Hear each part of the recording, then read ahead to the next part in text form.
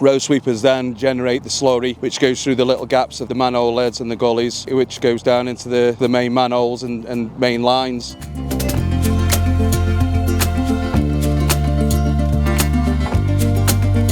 So the road manholes and the road gullies. So that's a slightly different problem in that it's more silt and runoff from the roads, which is going down the gullies and the manholes.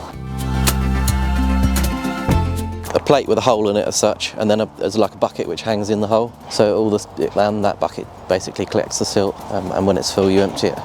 So there's a bit of maintenance to that, and yeah, when it's full it would be a mechanical lift. Yeah, so the whole idea is to stop silt and mud, any debris getting into the drains and clogging them up, isn't it? Yeah, so we're trying to stop it at the source really, to save problems and expense further down the line. Yeah, so it cuts down on the need for jetting. You will still need some jetting, won't you? But the amount of jetting and repair works that may be needed if it's full of muck and debris is greatly reduced with our system.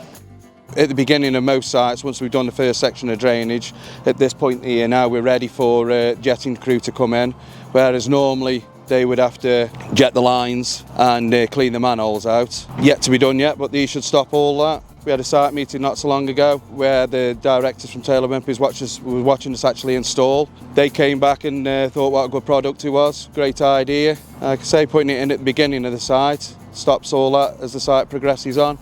And I'm sure with that through the company as well, now we started to use them, we'll carry on using them. In time, this will become a product that is used normally on site. You can look at products that we use now that 5-10 years ago were innovations, and they're now a staple on every single site. And I believe this will go in the same direction.